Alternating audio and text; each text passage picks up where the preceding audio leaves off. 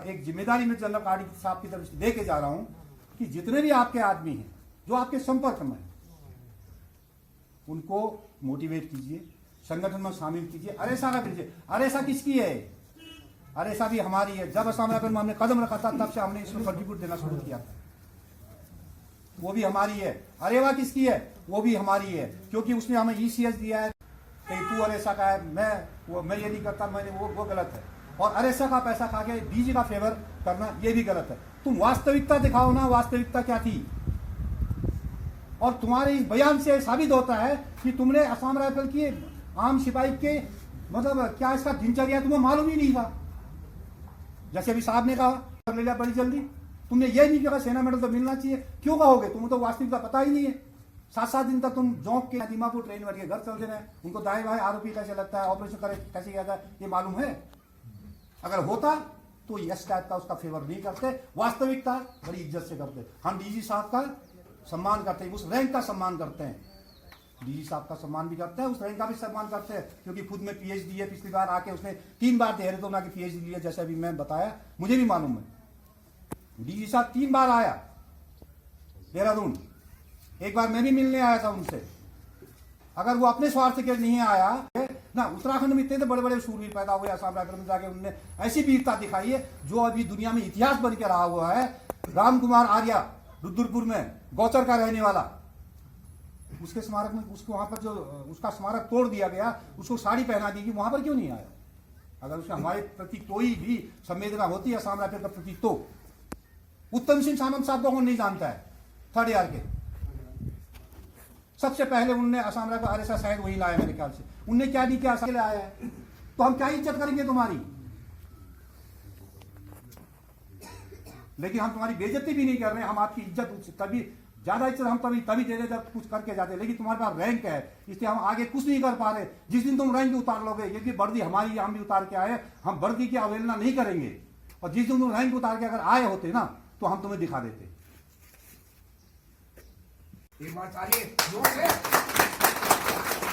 अब वास्तविकता को मद्देनजर रखते हुए आप लोगों ने आगे बढ़ना है, संगठन को मजबूत करना है। आज के दिन में हमारा सेना मेडल निकाल दिया गया, क्यों?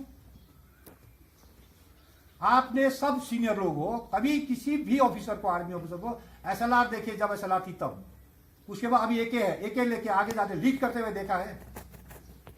कभी आगे गोली लगी है उसको? नहीं लगी है। किसको लगी है? जो फ्रंट में हमारा, चाहे जीएचओ साहब गया हो, फ्रंट में वारंट अफसर गया, वारंट अफसर अब दिया हुआ है, चाहे हवलदार साहब गया, चाहे हमारे भाई सिपाही गया हो, वही मारा गया या उसी को गोली लगी।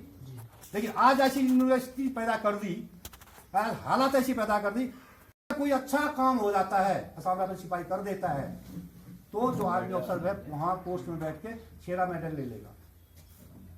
अच्छे काम के लिए हमारे सिपाही को गवर्नर गोल्ड मेडल दिया जाएगा। तो ऐसी इन्होंने हालत पैदा कर दिया असम राइफल। वो इसलिए की कि हम चुप रहते हैं। अगर हम चुप नहीं रहते, जो आज से 30 साल 35 साल पहले 85 90 के दशक में 80 के दशक में जो एंगस टाइगर होगा, हमारे ये गवाह है, और भी साहब घराशियों को बता दें, उसने उसकी चाची परी का घर बेचा, नहीं तो इसका फैसला तभी हो जाना चाहिए। तो हमको आर्मी में जाना है, आर्मी में असम राइफल को एमएचए में जाना था, इसी मार्च में कि इसको सीपीओ में डाल दो असम राइफल को, और कमांड करेंगे हम ही, क्योंकि उनका आईएससी का अड्डा जो है ना, ये सीपीओ में तो आईपीएस आएंगे, बड़े बड़े पढ़े लिखे बड़े कुबड़ी वाले आते हैं।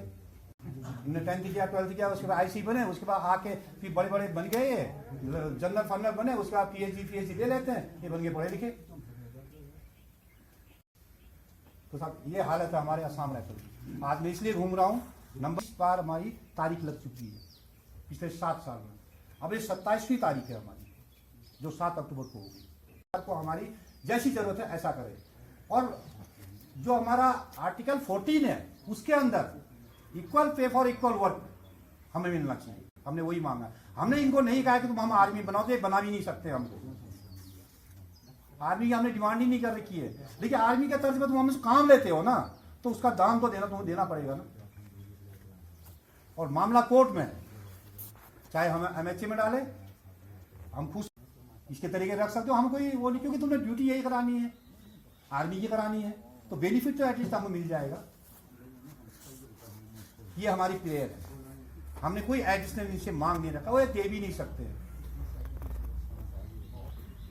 और इस सब के लिए लड़ाई लड़ने के लिए पिछले 7 साल से मैं मेंबरशिप ड्राइव चलाए जा रहा हूँ, देश में हर जगह घूम रहा हूँ, लेकिन आदमी बिल्कुल बाहर आने को तैयार नहीं है। मुंह पे कह ही देते, गाली दे देते, पता नहीं इसको क्या फायदा हो रहा है। अब मेरे को क्या फायदा हो रहा है, खीम साहब बड़ी अच्छे से जानते हैं, ये बिस्मिल साहब अच्छे से जानते हैं, बाजवा साहब अच्छे से जानते हैं। मैं दिल्ली होटलों में रह के ये मेरे लिए कमरा बुक करते हैं, खुद पे करते हैं, ये बैठे, बड़ा ही नहीं कर रहा हूँ, और मेरे को पे नहीं करते, परंतु यहाँ आया है बोला मेरे पास। मैं घर पे किसी के नहीं रहता, उनके घर पे भी नहीं रहता, रात को जाता हूँ, सुबह नहाया धोता, कोट ओढ़ा जो काम करना किया।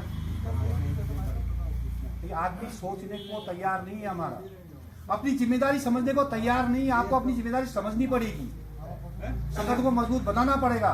ये मत सोचिएगा खीम साहब ने यहाँ पर बुलाया था, उन्होंने आपको किस स्वार्थ बुलाया, नहीं बुलाया। एक मंच है हमारे पास ही, ये अरेसा भी हमारा, ये अरेवा भी हमारा है, तो हम इसका नमक खा रहे हैं। माई बाप हमारा असम राइफल है, तो इसकी इज्जत पे आंच आएगी तो हम चुप बैठ जाएंगे क्या? दूधी ऑपरेशन का इतना बड़ा नाम है हिंदुस्तान में, जो दुनिया में नाम है इसका। 73 आदमी मारे, 13 आदमी कैप्चर किए सेवनियार में, 15 आदमी की टुकड़ी ने, अपने आप में है नहीं उदाहरण। जनरल साहब हमारा डीजी साहब ऐसा आया, उस शहीद के बेटे को, जो बेटा इसको शहीद होते समय उसके अपनी माँ की पेट में था 8 महीने का, उसको ये असम राइफल में नौकरी नहीं दे पाया। बोला तेरा 7 किलो वेट ओवर है, तू बाहर जा। बीकॉम किया हुआ लड़का है, कोई ऐसा भी नहीं, रुद्रपुर में रहता है। लोगों ने उसके राम कुमार के मूर्ति में चूड़ी पहना दी, साड़ी पहना दी उसको। मैंने एप्लीकेशन लिखी, डीएम के पास गया, नगर आयुक्त के पास गया, नगर निगम में गया, इसको भी चिट्ठी लिखी, अपने जनरल सेक्रेटरी को भी लिखी। जनरल सेक्रेटरी का तुरंत एक्शन आ गया, दोबारा चिट्ठी बना के उसी समय, लेकिन डीजीआई से कोई एक्शन नहीं हुआ उसको। तो ये हमारी हालत है। तो मेरा आपको रिक्वेस्ट है, एक तो जनरल कार्निक का संदेश पर ध्यान देना, दूसरा यहाँ पर खीम सिंह साहब के नेतृत्व में अपना संगठन बना के रखना। साथ खाना अपनी अपनी किस्मत का है, खाना वही असम राइफल का दाना पानी है। आज हम जो पल रहे हैं असम राइफल के दाने से पल रहे हैं।